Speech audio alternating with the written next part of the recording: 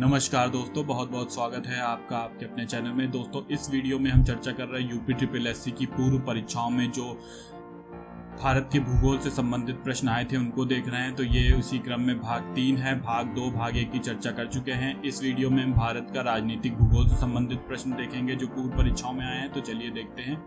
पहला प्रश्न देखते हैं। ये प्रश्न आपका आया था यूपी ट्रिपल एससी कनिष्ठ सहायक परीक्षा 2019 की द्वितीय पाली में। उस पड़ोसी राष्ट्र की पहचान करें जिसके साथ भारत अपनी सबसे लंबी सीमा साझा करता है। पहला ऑप्शन है नेपाल, दूसरा ऑप्शन है चीन, तीसरा ऑप्शन है म्यांमार, चौथा ऑप्शन है बांग्लादेश।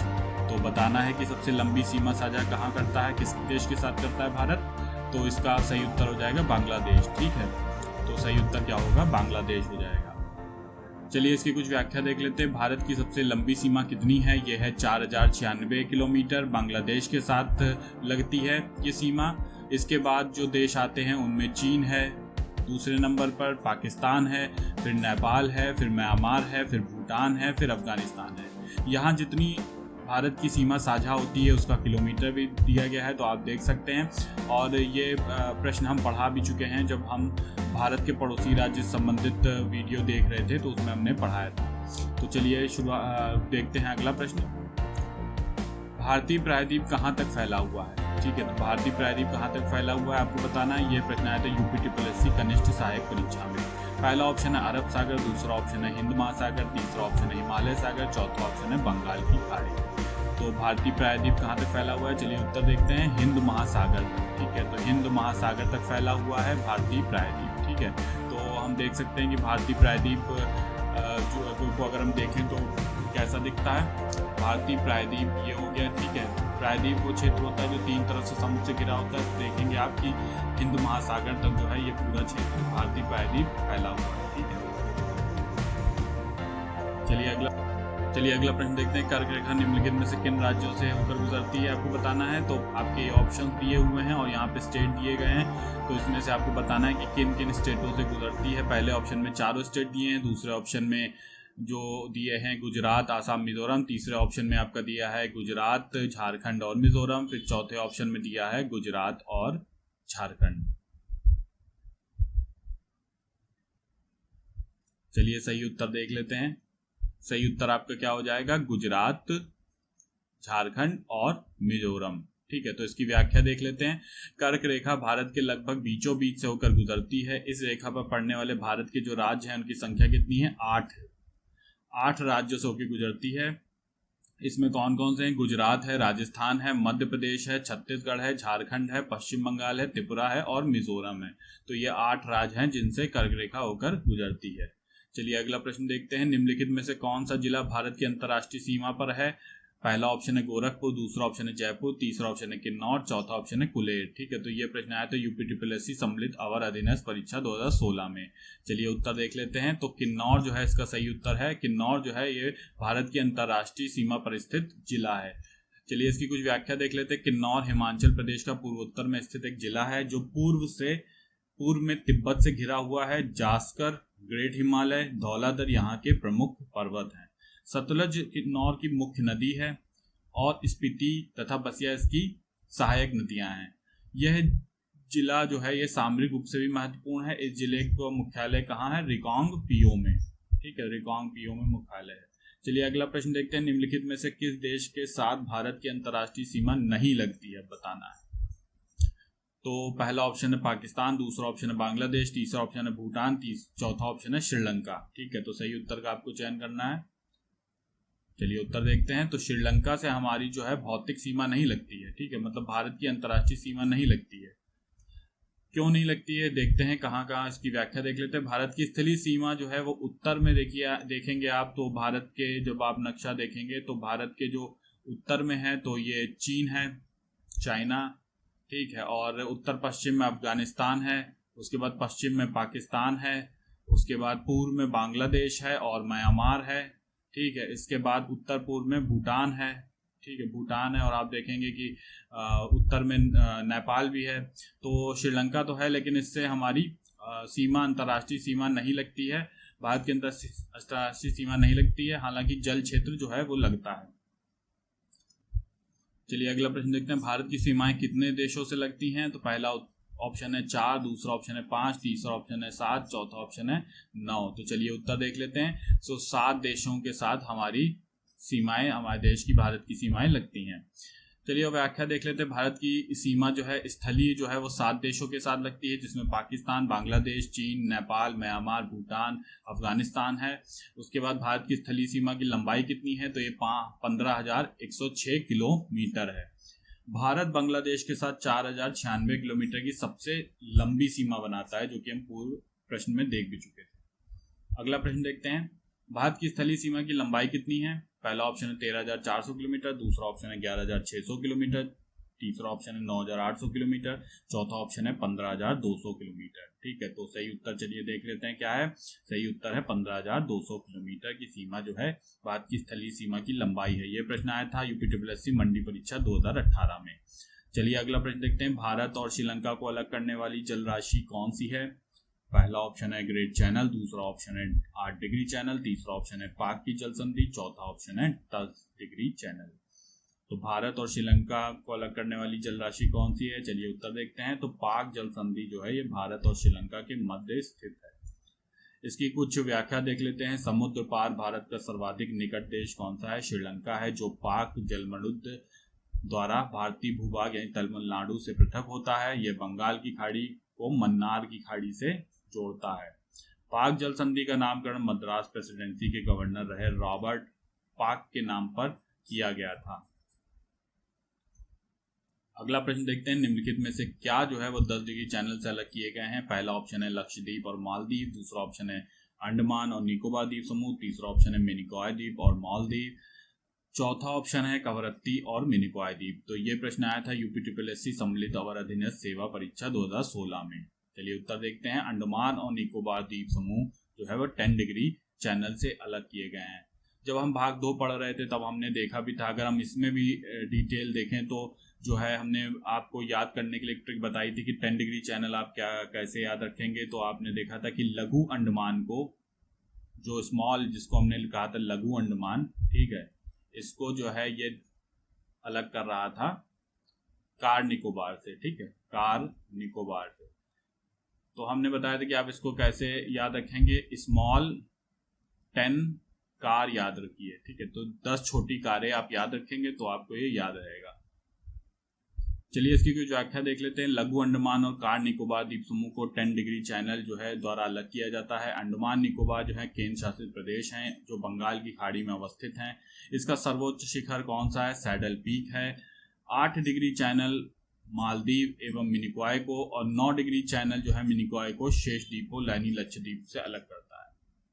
अब इसको भी कैसे आप याद रखेंगे, तो आप ध्यान रखने के लिए याद रख सकते हैं कि 8 जो है वो नीचे आएगा। जब आप लक्षद्वीप की तरफ के डिग्री चैनल आप पढ़ेंगे तो आप देखेंगे कि 8 डिग्री चैनल जो है मालदीव को मिनिकॉय से अलग करता है, और जो 9 डिग्री चैनल है ये मिनिकॉय को लक्षद्वीप से अलग करता है। ठीक है, तो 8 नीचे आएगा, 9 ऊपर आएगा। इस तरह से आप थोड़ा सा ध्यान रख सकते हैं। चलिए अगला प्रश्न देखते हैं। भारत का सबसे दक्षिणी छोर कौन सा है? तो ये प्रश्न आया था यूपीट्रिपलएससी ग्राम पंचायत अधिकारी परीक्षा 2016 में। पहला ऑप्शन है इंदिरा कॉल, दूसरा ऑप्शन है गुहार मोती, तीसरा ऑप्शन है किबीथू और चौथा ऑप्शन है इंदिरा पॉइंट। तो सबसे दक्षिणतम छोर कौन सा है? उत्तर देखते हैं। इंदिरा पॉइंट जो है ये सबसे दक्षिणतम छोर है भारत का। इसकी व्याख्या देख लेते हैं। भारत का दक्षिणतम बिंदु यानी दक्षिण छोर जो है वो इंदिरा पॉइंट है। ये कहाँ पे स्थित है? ये ग्रेट निकोबार में स्थित है। तो ये ध्यान रखिएगा, ग्रेट निकोबार में इंदिरा पॉइंट है। इसको याद कैसे रखेंगे? इंदिरा गांधी ग्रेट थी, महान थी, इसीलिए ग्रेट निकोबार में है इंदिरा पॉइंट। इंदिरा कॉल जो है ये भारत की सबसे उत्तरी छोर है, जो लद्दाख के सियाचिन ग्लेशियर के निकट अवस्थित है। ठीक है, तो इंदिरा कॉल जो है भारत का सबसे उत्तरी छोर है। तो इंदिरा कॉल आईसी ऊपर है और इंदिरा पॉइंट यानी आईपी नीचे है। ठीक है, और ये कहाँ पे? लद्दाख में है, और ये जो है आपका ग्रेट निकोबार में है। चलिए अगला प्रश्न देखते हैं। प्रायद्वीपीय भारत का दक्षिणी छोर कन्याकुमारी स्थित है। कहाँ पे? पहला ऑप्शन है कर्क रेखा के उत्तर में, दूसरा ऑप्शन है भूमध्य रेखा के दक्षिण में, तीसरा ऑप्शन है मकर रेखा के दक्षिण में, चौथा ऑप्शन है भूमध्य रेखा के उत्तर में। उत्तर देख लेते हैं। तो भूमध्य रेखा के उत्तर में स्थित है कन्याकुमारी। अगला प्रश्न देखते हैं। भारत ने पृथ्वी के धरातल का कितना प्रतिशत घेरा हुआ है? यह प्रश्न आया था राजस्व लेखपाल 2015 की द्वितीय पाली में। तो आपको बताना है कि धरातल का कितना प्रतिशत घिरा हुआ है भारत ने। पहला ऑप्शन है 3.4, दूसरा ऑप्शन है 4.4, तीसरा ऑप्शन है 5.4 और चौथा ऑप्शन है 2.4। तो चलिए उत्तर देख लेते हैं। तो 2.4 जो है वो भारत का जो है कुल प्रतिशत धरातल है पूरे पृथ्वी का। भारत के किस राज्य में कर्क रेखा यानी ट्रॉपिक ऑफ कैंसर के अति समीपस्थ कोई शहर है? तो निम्न में से आपको बताना है कि सबसे समीपस्थ कौन सा है। पहला ऑप्शन है मिजोरम, दूसरा ऑप्शन है मध्य प्रदेश, तीसरा ऑप्शन है त्रिपुरा, चौथा ऑप्शन है छत्तीसगढ़। तो चलिए उत्तर देख लेते हैं। त्रिपुरा जो है इससे कर्क रेखा गुजरती है, ठीक है। ट्रॉपिक ऑफ कैंसर जो है आपका त्रिपुरा इसमें स्थित है। अगला प्रश्न देखते हैं, भारत का विश्व के क्षेत्रफल में के आधार पर कौन सा स्थान है? तो विश्व के क्षेत्रफल में भारत की रैंकिंग बतानी किस क्रम में आता है? पहला ऑप्शन दूसरा, दूसरा ऑप्शन है चौथा, तीसरा ऑप्शन है छठा, चौथा ऑप्शन है सातवां। तो किस क्रम में आता है? सही उत्तर क्या हो जाएगा? सातवें क्रम में आता है, ठीक है। 7th क्रम में आता है क्षेत्रफल के आधार पर भारत का स्थान विश्व में।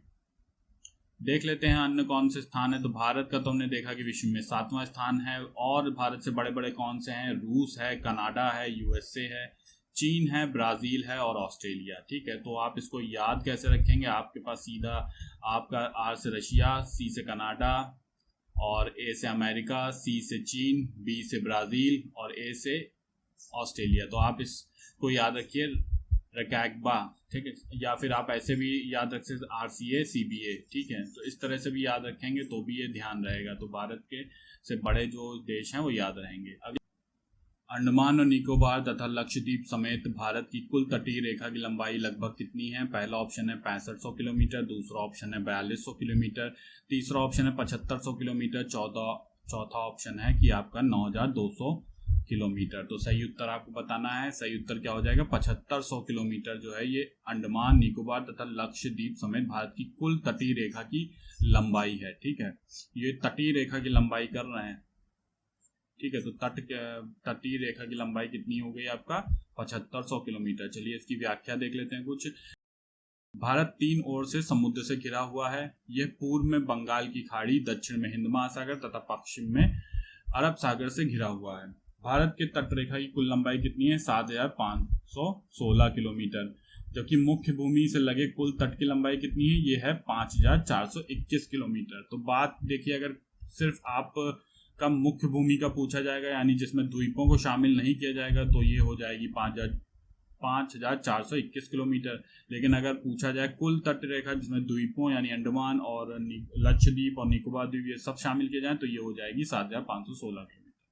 भारत की तटरेखा पर कुल राज्य कितने हैं? तो देखिए 9 राज्य जो हैं ये भारत की तटरेखा से लगते हैं। अगला प्रश्न देखते हैं, भारत की समुद्री सीमा तटीय किनारे से कितनी दूरी तक समुद्र में फैली हुई है? तो पहला ऑप्शन है आपका 18 समुद्री मील, दूसरा ऑप्शन है 24 समुद्री मील, तीसरा ऑप्शन है 12 समुद्री मील, चौथा ऑप्शन है 30 समुद्री मील, ठीक है। ये प्रश्न आया था मंडी परिषद परीक्षा 2018 की प्रथम पाली।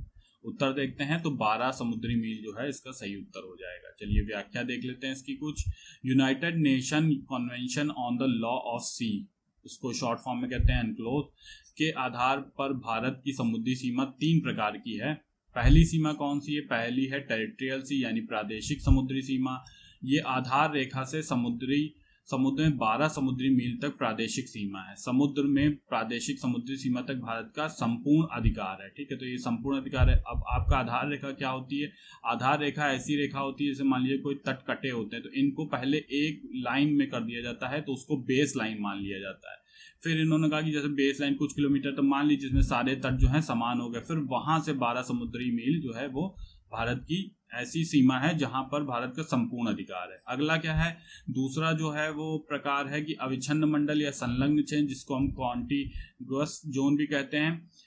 ये आधार रेखा से समुद्र में 24 समुद्री मील तक होता है। इस क्षेत्र में भारत को साफ सफाई, सीमा शुल्क वसूली और वित्तीय अधिकार प्राप्त होते हैं।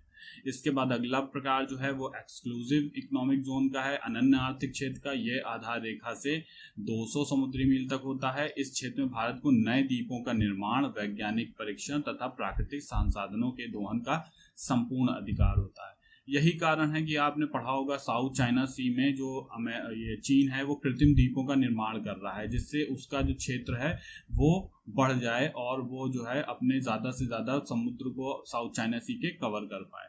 चलिए, तो ये हो गए आपके समुद्र सीमा के 3 प्रकार। अगला प्रश्न देखते हैं, क्षेत्रफल की दृष्टि से उत्तर प्रदेश का भारत के राज्यों में कौन सा स्थान है? पहला ऑप्शन है दूसरा, दूसरा ऑप्शन है तीसरा, तीसरा ऑप्शन है चौथा, चौथा ऑप्शन है पांचवा। ठीक है, तो चलिए देखते हैं कौन सा है। तो चौथा स्थान है। ठीक है, उत्तर प्रदेश की बात यहाँ पे की गई है।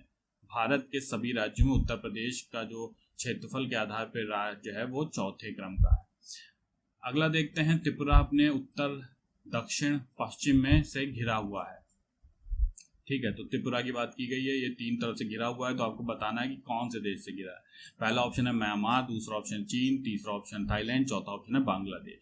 चलिए, आसान है, उत्तर देख लेते हैं, बांग्लादेश है। ठीक है, तो बांग्लादेश से जो है त्रिपुरा 3 तरफ से घिरा हुआ है। तो आप देखेंगे त्रिपुरा है, ठीक है, और ये बांग्लादेश इसको तीनों तरफ से घेरे हुए है। अगला देखते हैं, भारत के किस राज्य का सबसे लंबा समुद्री किनारा है? पहला ऑप्शन केरल, दूसरा ऑप्शन है तमिलनाडु, तीसरा ऑप्शन महाराष्ट्र, चौथा ऑप्शन है गुजरात।